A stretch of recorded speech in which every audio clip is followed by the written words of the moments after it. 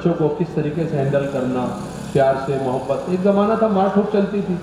اچھا وہ زمانہ تھا تو برداشت بھی کر لیے، ماں باپ لا کے پکڑا دیتے تھے ہاتھ میں کہ مولوی صاحب گوشت اور چمڑا تمہارا، ہڈی ہماری. مطلب اتنا مت مارنا کہ پلسٹر لگ جائے، لیکن گوشت چمڑا تمہارا، ہڈی ہماری.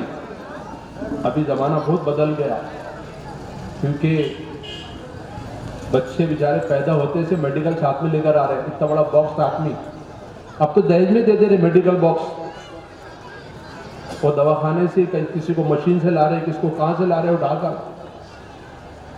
اب مولوی صاحب کو بولے مولوی صاحب بچے کو ہاتھ بھی نہیں لگانا تم نے، تمہاری چمڑی ادھر ڈالیں گے. زمانہ بدل گیا. پہلے چراغ تلے اندھیرا تھا، اب لائٹ کے اوپر اندھیرا آ گیا. اب طریقے تعلیم بدلنا پڑے گا. بچوں کو کس طریقے سے مانوس کر کے، باطل نے یہی حربے استعمال کیے. ہمارے بچوں کو چاکلیٹ بسکٹ دے کر کفر پڑھایا ہے. اس لیے اب مکاتب کے اندر اس نظام کو بہتر بنانے کی کوشش کریں. اس مکتب کے اندر فیس کا نظام ہو تاکہ تنخواہ معقول دی جائے. کہاوت مشہور ہے نا، ایک بیچارے گلے کر کر کے اذان دیتے تھے آڑی تیڑی. تو ایک آدمی کھڑے ہو گیا، تو بڑے میں ایسی اذان دیتے کیا؟ بولے 5,000 روپے مہینے میں کیا محمد رفیع کی جیسی دوں گا کیا؟ تو تنخواہ معقول ہوگی تو معلمین بھی صلاحیت میں ملے گے. ورنہ ایک زمانہ تھا ہمارے یہاں تو، جس وقت میں بچپنے میں گزارا، مؤذن صاحب کے حوالے مکتب رہتا تھا. بہت سارے کام کرنے پڑتے تھے ان کو، اذان بھی دو، جھاڑو پوچھا سب کرو، اور 2 ٹائم بچوں کو مکتب بھی پڑھاؤ. اب پھر وہ جیسے بیچارے تھے ویسے چلتے تھا. بہرحال اللہ کا شکر ہے، علماء، حفاظ. ایک ہمارے یہاں پر قاری صاحب آئے، قاری جنید صاحب، وہ سبا اشرا کے قاری، بھابل سے فارغ ہے. انہوں نے آ کر کہا کہ میں کوئی حفظ کی کلاس نہیں لوں گا، میں بیسک کی کلاس لوں گا، الف با تا سے بچوں کو صحیح کراؤں گا، بعد میں تیار کر کے حفظ میں ڈالے جائیں گے. تو اب یہ صلاحیت مند لوگ مل رہے ہیں. ظاہر بات ہے جب صلاحیت مند لوگوں کی تنخواہ اچھی لگے گی. اب یہ تنخواہ کا نظام کہاں سے ہوگا؟ میں اپنے علاقے کی کارگزاری سناتا ہوں، اس لیے سنا رہا ہوں ترغیباً. اس وقت ہمارے مکتب میں 52 معلمین ہیں، معلم معلمات 52. ایک مہینے کی سیلری تقریباً 3.25 لاکھ روپے جاتی ہے. اب کہاں سے لاتے؟ کون سے سیٹ صاحب، حاجی صاحب، ٹھیکیدار صاحب کو پکڑتے، ایک آدھ مرتبہ دیں گے، دوسرے سے بولے گے بہت بابا تم ادھر ہی رہو، مہینے کے مہینے کہاں سے لانا. سب سے بہترین نظام ہے بچوں سے فیس لی جائے اور مکتب کے نظام کو چلایا جائے.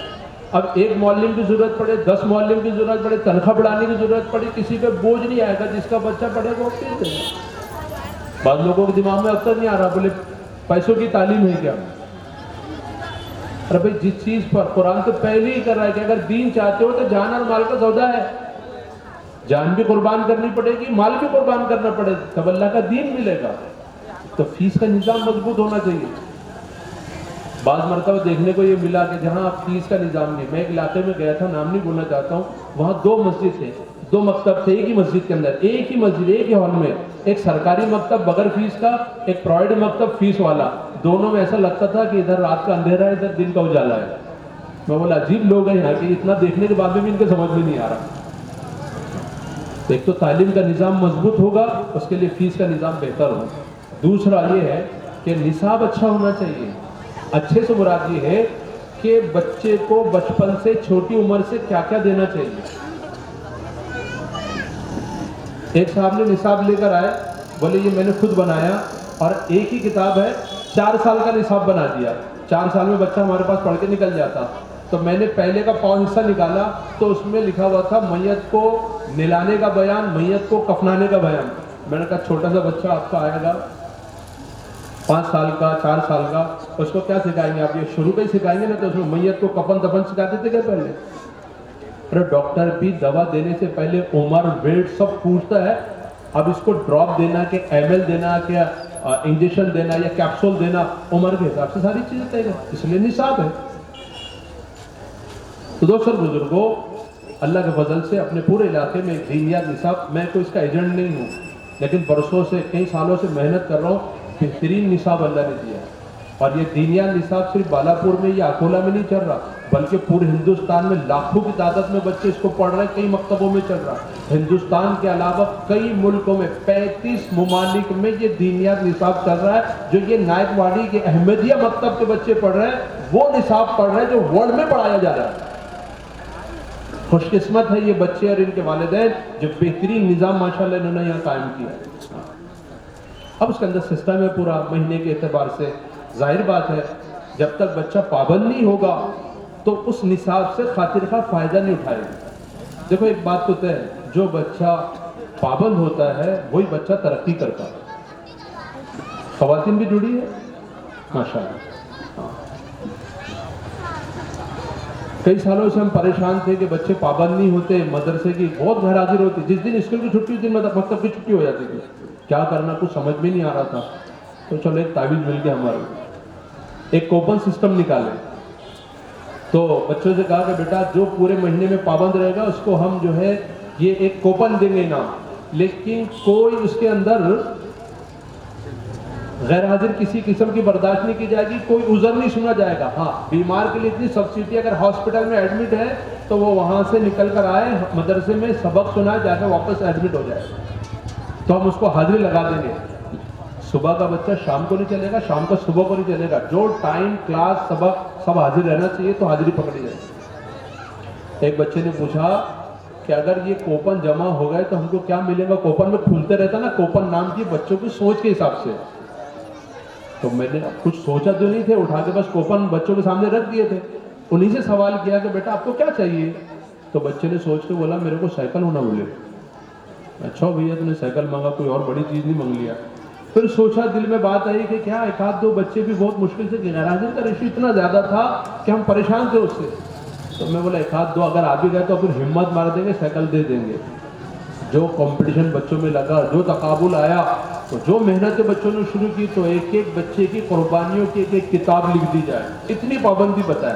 اور اس میں ظاہر بات تھی کہ ماں باپ کی بھی قربانی تھی۔ حال یہ بنا کہ جب سال کا آخر آیا تو پورے سال میں 24 بچے ایسے نکلے جنہوں نے پورے سال میں ایک بھی دن غیر حاضر نہیں کی۔ توجہ چاہوں گا تھوڑی سی۔ پھر اس کے آگے کیا ہوا؟ دوسرا سال آیا، 84 بچے پابند ہو گئے۔ تیسرا سال آیا،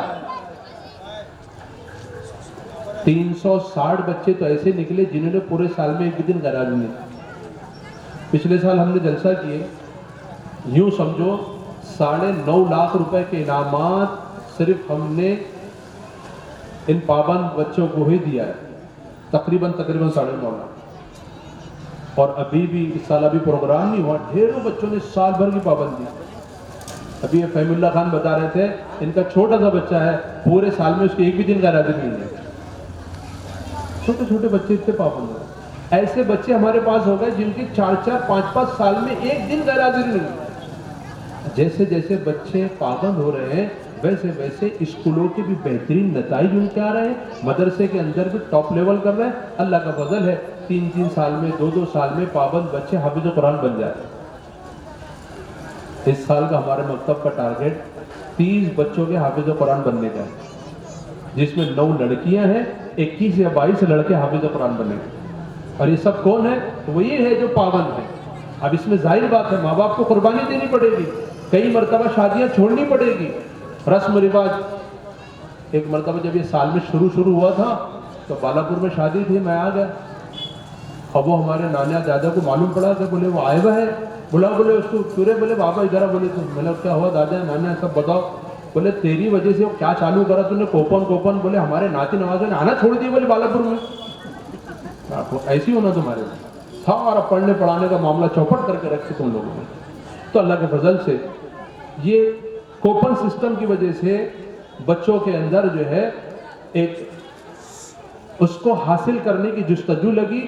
اب ان کی دنیا کی تعلیم کے اندر بھی ترقی ہو رہی اور مکاتب کے نظام کا بھی بہتری۔ اب وہی مکتب جہاں پر قرآن بھی جلدی کس کا ختم نہیں ہوتا تھا، آج انہی مکاتب سے بچے حافظ قرآن بن جا رہے ہیں، گھر پہ رہتے ہوئے بہت ساری سہولتیں گھر کی۔ جو ہر بچے کی استطاعت طاقت نہیں ہوتی وہ دارالعلوم میں جا کے پڑھائی کر سکتے، جو جاتے ہیں بیچارے وہ ان مجاہدوں سے گزرتے ہیں، وہ جانتے ہیں ان کا اللہ جانتا ہے۔ لیکن 98% بچے وہ ہوتے ہیں جو اسکول کالج میں پڑھتے ہیں، اسکول کالج کے ساتھ ساتھ کئی بچے ماشاءاللہ حافظ قرآن کا بنے۔ اور اللہ کا فضل ہے ہمارے یہاں کے اپنے مکتب کے بچے، اس سال ہمارے یہاں اکولا شہر میں ہمارے مکتب سے 45 بچوں کا تراویحوں کا طے کیا گیا مسجد سینٹر ٹیرس پر، ان 45 بچوں نے تراویح سنائی۔ بعض بچے تو وہ نکلے جنہوں نے صرف 6 دن میں قرآن سنا دیا، روز کے 5 پارے۔ اور یہ کون ہے؟ یہ کوئی نیٹ کر رہا ہے، کوئی جو ہے IAS کی تیاری میں لگا ہوا ہے، کوئی جو ہے میڈیکل کالج کے اندر ہے، تو ایسے بچے سارے کے ساتھ۔ یہ منظم مکاتب کے جب صحیح محنت ہوگی تو ان صحیح محنتوں کا رخ یہ پڑے گا کہ انشاءاللہ ہمارے بچے دیندار ہوں گے، والدین کے فرمانبردار ہوں گے اور قوم و ملت کے رہنما رہبر ہوں گے۔ اب اس کے لیے